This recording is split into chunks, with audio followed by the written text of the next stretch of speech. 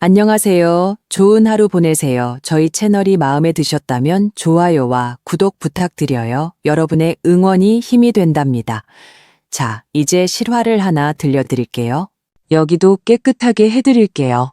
제 손이 그의 가장 민감한 부위에 부드럽게 닿는 순간, 박진우 씨, 이른한 살인 그의 몸은 전기에 감전된 것처럼 떨렸습니다. 이 선생님, 쉰 목소리가 새어나옵니다. 저 이민아, 64살의 방문 요양보호사입니다. 하지만 지금 제 손 안에서 그의 체온은 급격히 오르고 맥박치는 고동이 선명하게 전해져 옵니다. 박진우 어르신, 왜 그러세요? 편안하신가요? 일부러 순진하게 물으며 제 손가락은 부드럽지만 확실한 리듬으로 계속 움직입니다. 그의 반응을 보고 있자니 64살인 제 안에서 오랫동안 잠들어 있던 여성의 본능이 조용히 깨어났습니다. 이것은 불과 3시간 전에 처음 방문했던 밤에 일어난 일입니다. 3시간 전, 방문 요양 온 이민아입니다. 밤늦게 죄송합니다. 인터폰을 누르자 낮고 차분한 목소리가 돌아왔습니다. 기다리고 있었습니다. 박진우입니다. 현관문이 열리고 휠체어에 앉은 남성이 나타났습니다. 상상 이상으로 젊어 보이고 희끗희끗한 머리는 단정하게 정돈되어 있어 지적이고 품위 있는 인상이었습니다. 이른한 살이라고는 믿기지 않는 생기 있는 얼굴이었습니다. 오늘 밤부터 돌봐드리게 되었습니다. 잘 부탁드립니다. 저야말로요, 이민아라고 합니다.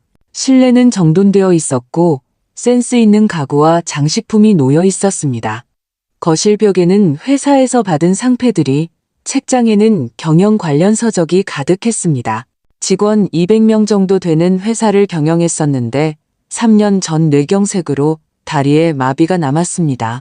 박진우 씨는 담담하게 말하면서도 자부심과 복잡한 감정이 표정에 배어 있었습니다.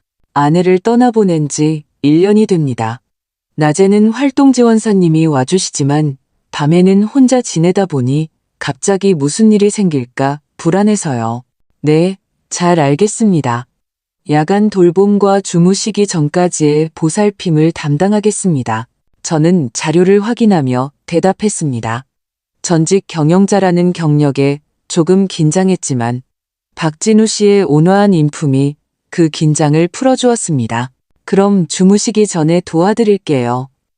먼저 몸부터 닦아드리겠습니다. 잘 부탁드립니다. 오랜만에 여성분에게 돌봄을 받으니 조금 긴장되네요. 솔직한 말에 제 뺨도 살짝 달아올랐습니다.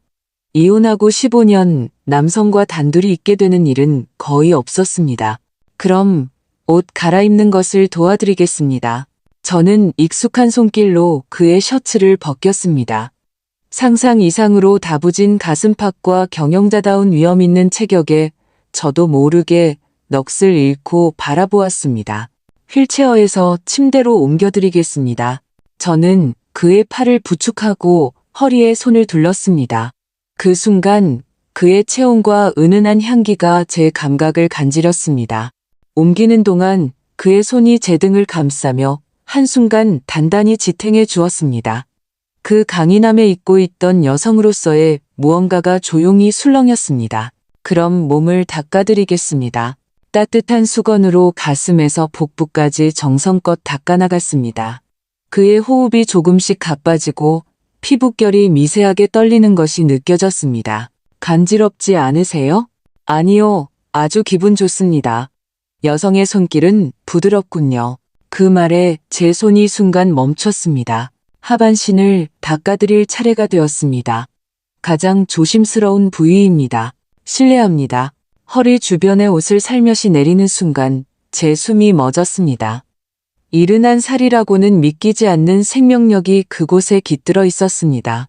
여기도 깨끗하게 해드릴게요. 제가 수건을 집어든 순간 그의 몸은 제 손의 온기에 조용히 답하듯 변화하기 시작했습니다. 죄송합니다. 이 나이에도 부드러운 손길이 닿으니. 박진우 씨는 당황하면서도 혐오감은 없었고 오히려 64살인제가 남성을 이렇게 흥분시킬 수 있다는 사실에 가슴 깊은 곳이 뜨거워졌습니다. 괜찮습니다. 자연스러운 반응이에요. 신경 쓰지 마세요. 저는 조심스럽고 정성스럽게 몸을 계속 닦았습니다. 수건이 닿을 때마다 그의 몸이 작게 떨립니다. 박진우 어르신, 깨끗하게 닦아드릴게요. 평소보다 꼼꼼하게 시간을 들이자 손바닥에는 뜨거운 고동과 확실한 팽팽함이 선명하게 전해져 왔습니다. 아, 이 선생님. 그렇게 정성스럽게 해주시면 제 손은 점차 확실한 리듬을 새겼고 이윽고 몸을 닦아주는 행위를 넘어선 친밀함으로 옮겨가고 있었습니다. 어르신, 괜찮아요. 힘을 빼세요. 손의 움직임에 맞추듯 그의 호흡이 한층 거칠어집니다. 이 선생님, 이제, 그리고 다음 순간 그의 몸이 크게 떨리며 억누르는 듯한 신음과 함께 깊은 숨을 내쉬었습니다. 조용한 방 안, 따스함만이 손바닥에 남습니다. 죄송합니다. 이렇게 되어버려서 부끄러운 듯 얼굴을 돌리는 그를 바라보며 저는 기묘한 충족감을 느끼고 있었습니다. 어르신, 더러워졌네요. 샤워를 하시는 게 좋겠습니다. 하지만 혼자서는 위험해서 제가 도와드리겠습니다. 목욕 도와드리는 것도 제 일이니까요. 제 손과 옷소매도 방금 일로 젖어 있었습니다. 저도 조금 젖었으니 함께 샤워기를 쓰도록 하죠. 욕실에서 그를 목욕 의자로 옮겼습니다. 수증기 속에서 저는 젖은 소매를 살며시 걷어올리고 방수 앞치마를 고쳐 맸습니다. 64살인 제 모습을 그는 시선으로 놓치지 않고 좇고 있었습니다. 아름다우십니다. 박진우 씨. 그의 몸은 다시 조용히 달아오르기 시작했습니다. 방금 전의 일에도 불구하고 다시 반응해주는 것에 저는 여성으로서의 기쁨을 느꼈습니다. 감사합니다. 저는 샤워기를 대며 비누 거품으로 그의 피부를 정성껏 어루만졌습니다. 미나 씨도 제가 씻겨드리면 안 될까요? 하지만 어르신, 부탁입니다. 휠체어 위에서라도 손은 닿으니까요. 조금 망설이다가 저는 그의 앞에 무릎을 꿇고 앉았습니다. 그의 손이 제 등에 닿는 순간 섬세한 열기가 퍼졌습니다. 피부가 정말 고우시네요. 손은 등에서 가슴 쪽으로 옮겨와 부드럽게 감싸 듯 제 심장 박동을 확인했습니다. 오랜만에 쏟아지는 온기에 제 몸은 달콤하게 떨렸습니다. 미나 씨, 느끼고 있군요. 네. 오랜만이라서요. 더 이상 숨길 의미가 없었습니다. 저도 오랜만입니다. 아내를 떠나보낸 후로 여성에게 닿는 것은 그의 손이 제 무릎 위를 천천히 더듬어 체온이 높은 곳으로 다가왔습니다. 박진우 씨, 거기는 아름다워요. 이윽고 손가락은 피부 깊은 곳의 고동을 부드럽게 포착하며 조용한 파문을 일으켰습니다. 목소리 좀 더 들려줘요. 손가락의 리듬이 더욱 섬세해지자 저는 발끝부터 힘이 빠져나갔습니다. 진우 씨, 이제 침대로 가요. 욕실을 나와 그를 침대로 옮겼습니다. 이제는 요양이 아니라 서로를 원하는 존재로서의 기댐이었습니다. 미나 씨, 처음으로 이름으로 불렸습니다. 그 울림이 무척 달콤하게 들렸습니다.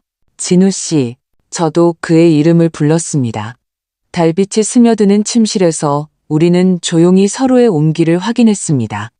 71살과 64살, 나이든 육체일지라도 서로를 원하는 고동은 젊은 시절과 다르지 않았습니다. 미나 씨, 이리로. 진우 씨의 온화한 부름에 답하며 저는 가만히 그의 가슴에 몸을 기댔습니다. 겹쳐진 심장 박동이 천천히 녹아들며 가슴 속에서 작은 불꽃이 튀었습니다. 이렇게 낮게 떨리는 목소리가 귓가에 닿자 제 내면에 달콤한 통증이 퍼졌습니다. 미나 씨, 따뜻해서 안겨 있는 것 같아. 저는 호흡의 리듬에 맞춰 체중을 다시 기댔습니다. 진우 씨의 확실한 힘이 깊은 곳까지 조용히 울려왔습니다. 진우 씨, 느껴져요. 나도 미나 씨의 고동이 전부 전해져 와. 움직임은 자연스레 빨라지고 가슴을 쓰다듬는 손바닥이 부드러운 열기를 남겼습니다. 기댈 때마다 기분 좋은 떨림이 파문처럼 번졌습니다. 아, 거기, 미나 씨, 조금만 더. 저는 그의 소원에 답하여 더욱 깊이, 더욱 진하게 기댔습니다. 달빛의 리듬에 몸을 맡기자 두 사람의 호흡이 조용히 겹쳐졌습니다. 진우 씨, 이제 같이, 미나 씨, 같은 순간 가슴 속에서 커다란 파도가 부드럽게 터져 나왔습니다. 긴 세월을 넘어 만난 기적의 밤은 조용한 침실에 달콤한 여운만을 남겼습니다. 새벽녘의 옅은 분홍빛이 커튼 너머로 스며들고 새소리가 조용한 침실을 간지렸습니다. 미나 씨, 또 와줄 거죠? 온화한 미소로 그렇게 묻는 진우 씨의 손을 저는 가만히 마주 잡았습니다. 네, 이제부터는 매일 밤 그리고 아침에도 얼굴 뵈러 올게요. 다음 날 아침 진우 씨는 제 손을 잡으며 조용히 말했습니다. 미나 씨, 어젯밤은 정말 고마웠습니다. 저야말로요, 진우 씨. 우리는 서로의 눈을 마주보며 미소 지었습니다. 어젯밤의 일이 꿈이 아니었음을 확인하듯이 오늘 밤에도 와주시겠어요? 물론이죠. 그게 제 일인걸요. 제가 그렇게 대답하자 진우 씨는 조금 장난스럽게 웃었습니다. 일이라고요? 네, 일이죠. 하지만 우리 둘 다 알고 있었습니다. 이제 그것은 단순한 일이 아니라는 것을. 일주일 후, 미나 씨, 사실 상의할 게 있어요. 언제나처럼 돌봄을 마친 후 진우 씨가 진지한 표정으로 말을 꺼냈습니다. 다음 달에 아들이 얼굴을 보러 온다고 합니다. 좋은 일이네요. 네, 그런데 미나 씨를 어떻게 설명해야 할지 방문 요양보호사로서 돌봐드리고 있다고 하면 되지 않을까요? 하지만 제 마음은 거짓말을 할 수가 없어요. 진우 씨의 손이 제 손을 부드럽게 감쌌습니다. 미나 씨, 당신은 저에게 이미 특별한 사람이 되었어요. 저는 뺨이 뜨거워지는 것을 느꼈습니다. 64살이 되어 이렇게 남성에게 고백을 받게 될 줄이야. 진우 씨, 저도 당신과 보내는 시간이 무척 소중해졌어요. 정말인가요? 네. 그날 밤도 우리는 조용히 기댔습니다. 달빛 속에서 나누는 속삭임은 젊은 시절과는 다른 깊은 온기로 가득했습니다. 그리고 아들에게는 우선 아버지의 요양을 정성껏 해주는 이 선생님이라고 소개할 겁니다. 하지만 언젠가는 진우 씨의 말에 담긴 마음이 제 마음에 조용히 울려 퍼졌습니다. 이른한 살과 64살에 만난 우리의 사랑. 앞으로 어떤 길이 기다리고 있을지는 모릅니다. 하지만 한 가지는 확실합니다.